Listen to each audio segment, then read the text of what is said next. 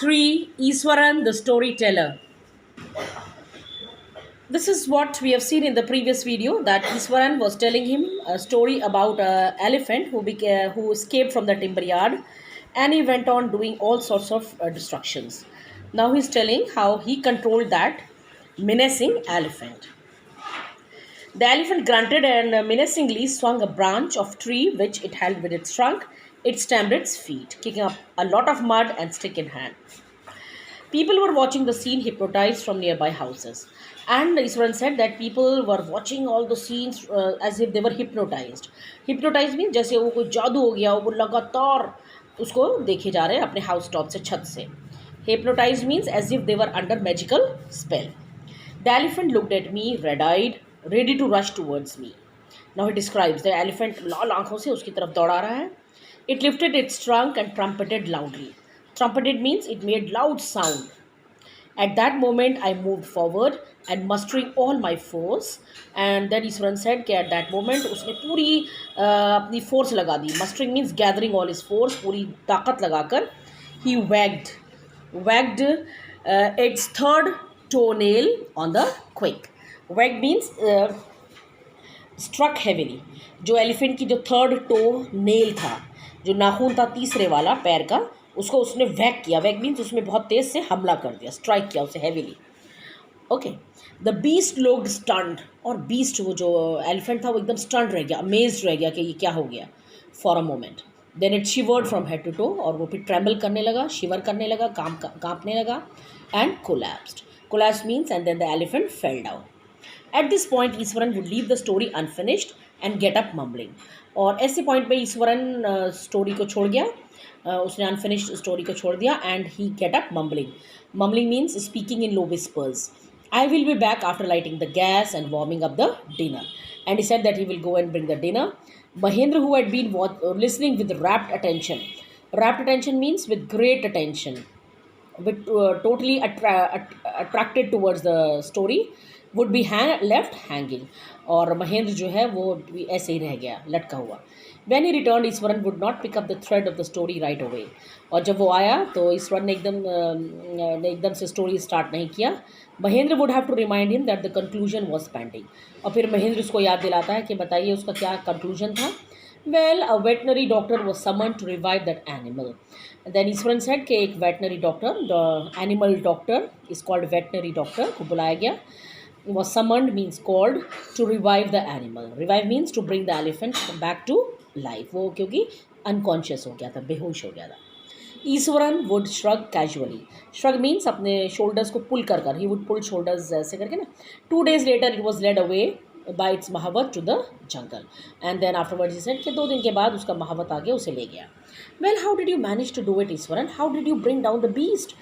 Mahendra was very very amazed. वो कहते हैं तुमने ऐसा कैसे कर दिया.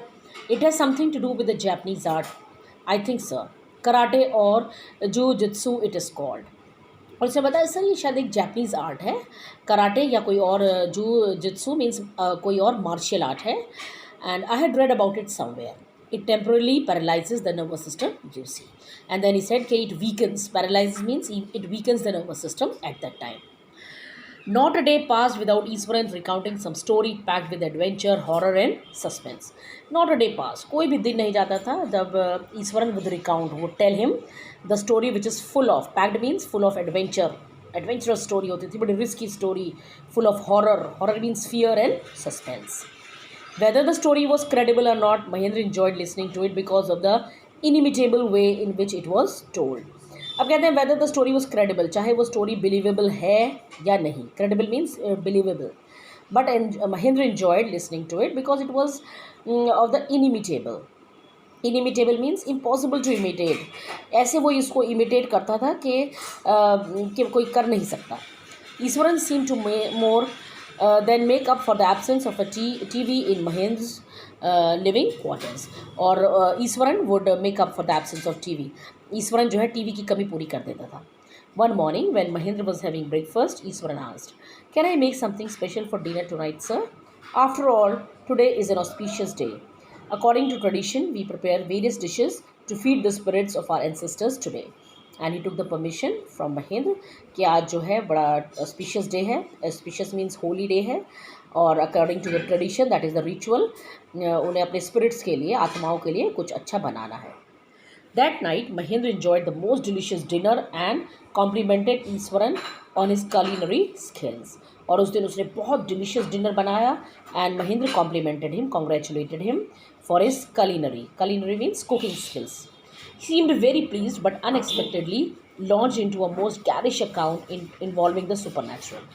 And he was very happy. Now Iswaran was very happy with the praises which he got from Mahendra, और उसने very unexpectedly launched means एकदम से, without expectation he started a most garish account. Garish means too much showy, बहुत ज़्यादा मतलब एक excitement वाली भरी स्टोरी सुनाई involving the supernatural, that is the spirits, आत्माओं से भरी एक कहानी सुनाता है.